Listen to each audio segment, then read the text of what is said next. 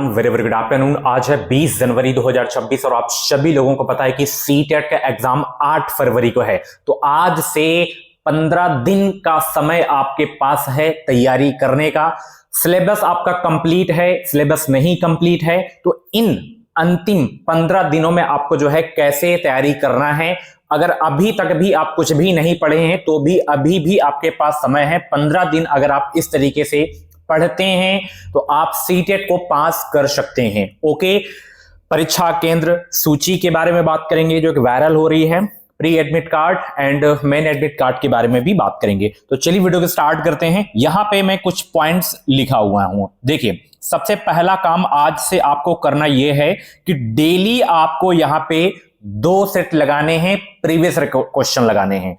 150 question के 2 set आपको लगाने हैं। 300 क्वेश्चन आप एक नियम बनाइए कि 300 क्वेश्चन मुझे लगाना है तो लगाना है, ठीक है ना।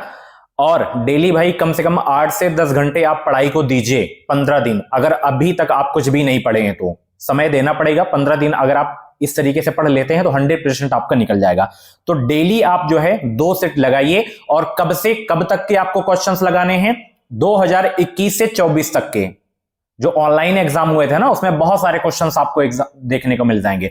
तो वही क्वेश्चंस लगाइए और टेस्ट देने के बाद भाई केवल स्कोर मत चेक करिए, उसका एनालिसिस करिए कि कौन से प्रश्न हमारे गलत हो रहे हैं और किस टॉपिक से हमारे प्रश्न गलत हो रहे हैं। सिलेबस में कुछ बहुत तो आप पढ़े होंगे, तो जो टॉपिक्स आपसे गलत हो रहे हैं, क्योंकि अब टॉपिक वाइज पढ़ने का समय आपके पास नहीं है कि आप सिलेबस कंप्लीट करोगे फिर आप पीवाईक्यू कब लगाओगे, टेस्ट कब दोगे, ये भी तो करना है अभी ना।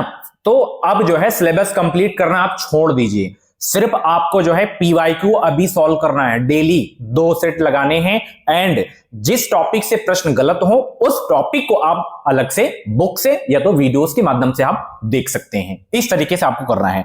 अब यहां पे मैंने लिख दिया कि जिस भी टॉपिक से आपके प्रश्न गलत हो उसको एक बार आप रिवीजन कर लीजिए, ठीक है। नोट्स बनाए तो नोट से रिवीजन करिए, बुक है तो बुक से रिवीजन करिए। उसके बाद यहां पे कुछ इंपॉर्टेंट टॉपिक हैं, जैसे एनसीएफ पढ़ लेना है, सीडीपी अच्छे से आपको पढ़ना है भाई, ठीक है ना। बाल विकास और शिक्षण शास्त्र अच्छे से पढ़ लेना है, क्योंकि ये जो सब्जेक्ट है सभी सब्जेक्ट में काम आएगा।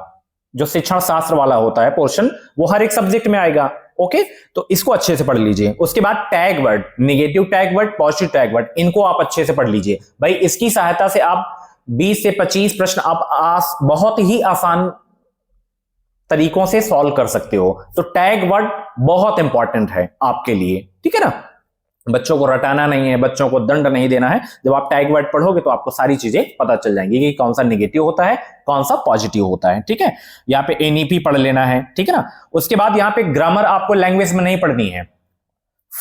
फर्स्ट लैंग्वेज में आप हिंदी लिए हो तो पैसेज थोड़ा बहुत सॉल्व करना सीख लो, ठीक है ना। उसके बाद यहाँ पे जो आपका पेडागॉजी वाला पोर्शन होता है उसको आप अच्छे से पढ़ लीजिए एक नजर।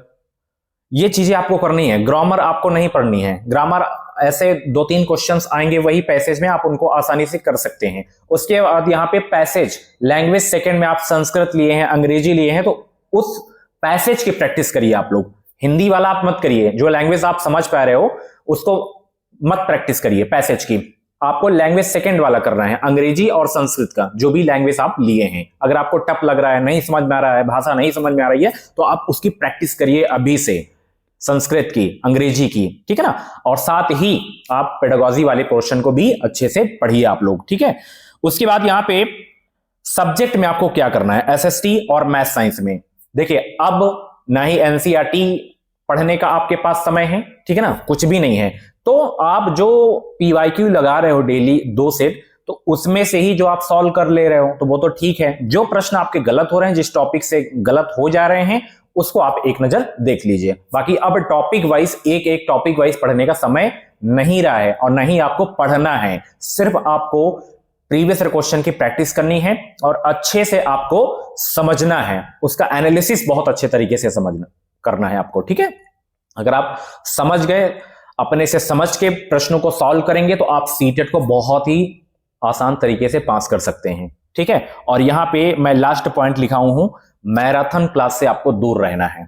जो YouTube पे अभी 12-12 घंटे चल रही है ना, 10-10 घंटे, 8-8 घंटे, इनसे दूर रहना है भाई। कुछ दिमाग में नहीं जाएगा, खासकर सीडीपी का पोर्शन हो गया, ईवीएस वगैरह, चलो ठीक है, कंटेंट आप याद कर लोगे, ठीक है ना।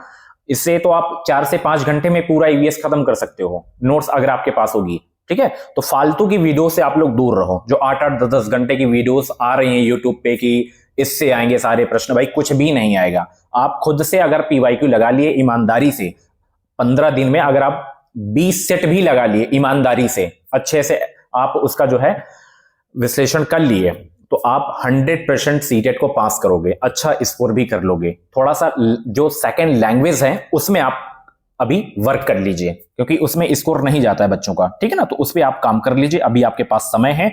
बाकी यहाँ पे अभी उत्तर प्रदेश की जो है परीक्षा केंद्र की सूची भी वायरल हो रही है, उसकी अभी पुष्टि नहीं हुई है, तो मैं उसकी वीडियो नहीं बनाया हूं।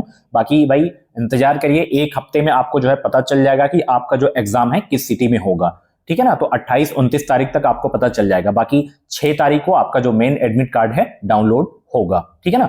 आपका कितना भी स्कोर जा रहा है, आपको एग्जाम हर हाल में देना है, ठीक है ना। 15 दिन अच्छे से आप पढ़िए, डेली 2 सेट लगाइए, 100% आपका एग्जाम निकल जाएगा, ओके। और एनालिसिस जरूर आपको करना है, ठीक है ना। तो बस 15 दिन फॉलो करिए, मैराथन क्लासेस से आपको दूर रहना है, ठीक है ना, अगर एग्जाम पास करना है तो, ओके। क्योंकि भाई 5-6 घंटे आप उसी में अपना समय बर्बाद करोगे तो पढ़ोगे कब आप, ठीक है ना। तो खुद को समय दीजिए, किताबों में थोड़ा सा आप ज्यादा नजर दौड़ाइए, वही फायदेमंद होगा और वही एग्जाम हॉल में काम आएगा। और ओएमआर पे आप जो है प्रैक्टिस भी करिए, ओएमआर पे जैसे आप बुक से आप प्रैक्टिस कर रहे हो ना, तो गोला भरने की भी आप प्रैक्टिस करिए, ठीक है ना। मेरे टेलीग्राम पे ओएमआर सीट की जो है फोटो है, आप डाउनलोड करके उसका प्रिंट आउट करवा के प्रैक्टिस कर सकते हैं, ठीक है। तो थैंक यू सो मच। बाकी आप लोगों का जो है फुल मॉक में कितना टेस्ट जा रहा है, कितना क्वेश्चन आपका सही हो रहा है, कमेंट बॉक्स में जरूर बताना। वीडियो को लाइक कर देना, शेयर कर देना। मिलता है अगली वीडियो पे।